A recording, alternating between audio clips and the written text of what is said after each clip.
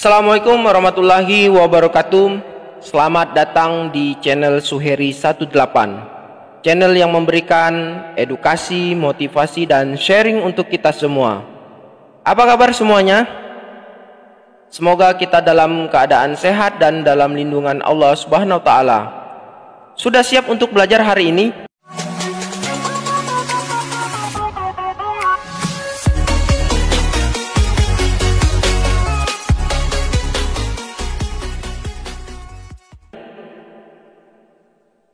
Baik, kembali lagi dengan saya Suheri. Kali ini saya akan menguraikan materi perkuliahan, yaitu mata kuliah Pendidikan Pancasila. Pembahasan kali ini masih mengenai Pancasila menjadi ideologi negara. Konsep dan urgensi Pancasila sebagai ideologi negara, alasan diperlukannya kajian Pancasila sebagai ideologi negara, menggali sumber historis, sosiologis, politis tentang Pancasila sebagai ideologi negara. Nah, kali ini kita akan lanjutkan membangun argumen tentang dinamika dan tantangan Pancasila sebagai ideologi negara. Baik, kita akan kupas satu persatu, yaitu argumen tentang dinamika Pancasila sebagai ideologi negara. Dinamika Pancasila sebagai ideologi negara dalam sejarah bangsa Indonesia memperlihatkan adanya pasang surut dalam pelaksanaan nilai-nilai Pancasila. Pancasila sebagai ideologi negara dalam masa pemerintahan Presiden Soekarno, sebagaimana diketahui bahwa Soekarno termasuk salah seorang perumus Pancasila, bahkan penggali dan memberi nama untuk dasar negara. Dalam hal ini, Soekarno memahami kedudukan Pancasila sebagai ideologi negara. Namun dalam perjalanannya di masa pemerintahan beliau, ideologi Pancasila mengalami pasang surut karena dicampur dengan ideologi komunisme dalam konsep Nasakom. Lalu Pancasila ideologi dalam masa pemerintahan Presiden Soeharto diletakkan pada kedudukan yang sangat kuat melalui TAP MPR nomor 2 tahun 78 tentang pemasyarakatan P4. Pada masa Soeharto ini pula, ideologi Pancasila menjadi azas tunggal bagi semua organisasi politik dan organisasi masyarakat. Pada masa reformasi, Pancasila sebagai ideologi negara mengalami pasang surut dengan ditandai beberapa hal, seperti enggannya para penyelenggara negara mewacanakan tentang Pancasila, bahkan berujung pada hilangnya Pancasila dari kurikulum nasional. Meskipun pada akhirnya timbul kesadaran penyelenggara negara tentang pentingnya pendidikan Pancasila di perguruan tinggi. Nah, yang kedua, kita melihat argumen tentang tantangan terhadap Pancasila sebagai ideologi negara. Pada bahasan ini akan ditemukan berbagai tantangan terhadap Pancasila sebagai ideologi negara. Unsur-unsur yang mempengaruhi tantangan terhadap Pancasila sebagai ideologi negara meliputi faktor eksternal dan internal. Nah, kita lihat faktor eksternal meliputi sebagai berikut.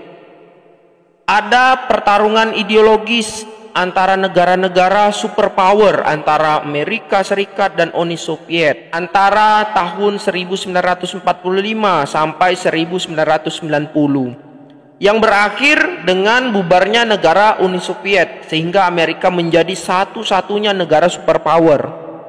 Berikutnya, menguatnya isu kebudayaan global yang ditandai dengan masuknya berbagai ideologi asing dalam kehidupan berbangsa dan bernegara karena keterbukaan informasi.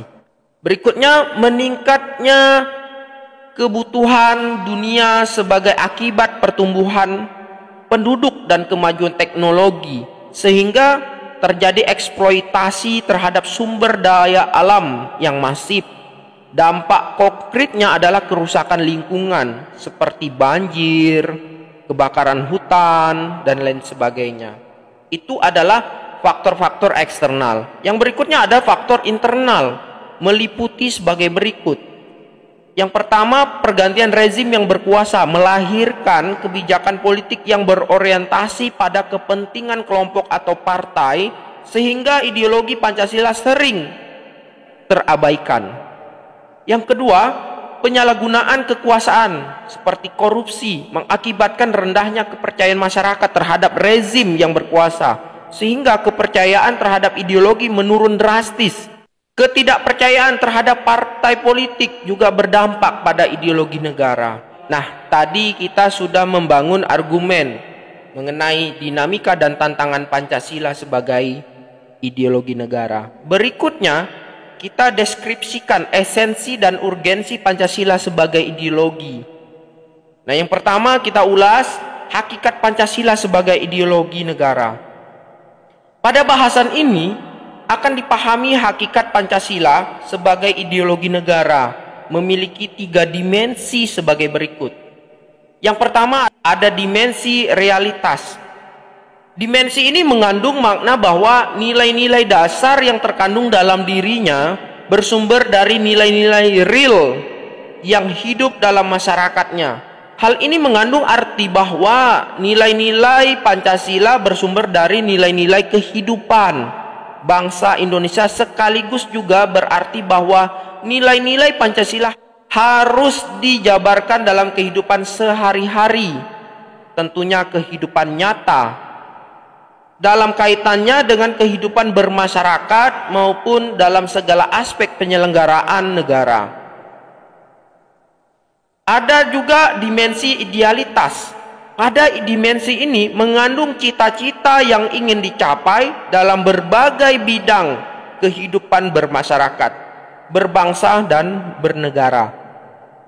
Hal ini berarti bahwa nilai-nilai dasar Pancasila mengandung adanya tujuan yang dicapai sehingga menimbulkan harapan dan optimisme serta mampu menggugah motivasi untuk mewujudkan cita-cita. Berikutnya ada dimensi fleksibilitas.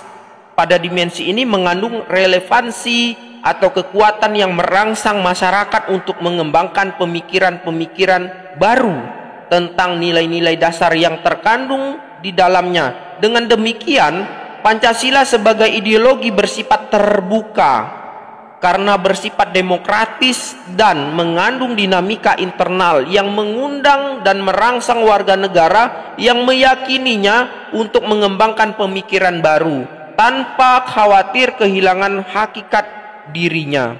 Setelah kita menguraikan hakikat Pancasila, dan yang kedua ini adalah urgensi Pancasila sebagai ideologi negara.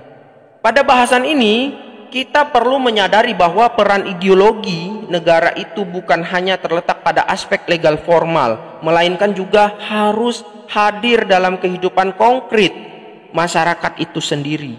Beberapa peran konkret Pancasila sebagai ideologi meliputi hal-hal sebagai berikut.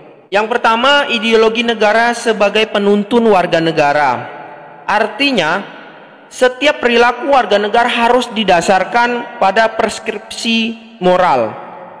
Contohnya kasus narkoba yang merebak di kalangan generasi muda menunjukkan bahwa preskripsi moral ideologis belum disadari kehadirannya.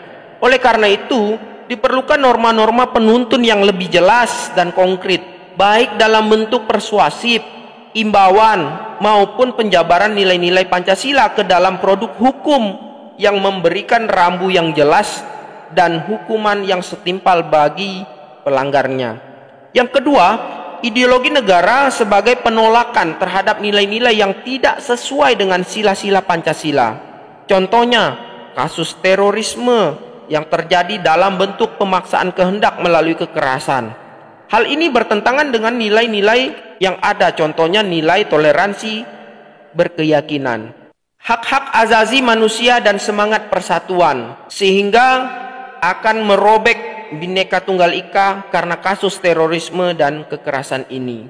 Setelah kita menjabarkan berbagai macam tentang Pancasila sebagai ideologi negara, nah saatnya kita untuk merangkum tentang pengertian dan pentingnya Pancasila sebagai ideologi negara. Pentingnya Pancasila sebagai ideologi negara bagi kita semua adalah untuk memperlihatkan peran ideologi sebagai penuntun moral dalam kehidupan bermasyarakat, berbangsa, dan bernegara. Sehingga ancaman berupa penyalahgunaan narkoba, terorisme, dan korupsi dapat dicegah.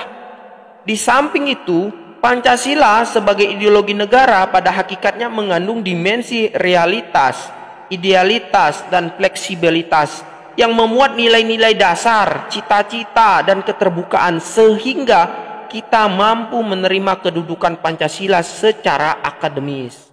Baik, itulah materi kita pada hari ini. Kita akan sambung dengan materi-materi yang lainnya. Untuk itu, silakan Anda subscribe, like, dan share agar semua orang bisa mengetahui materi tentang Pancasila sebagai ideologi negara. Assalamualaikum warahmatullahi wabarakatuh.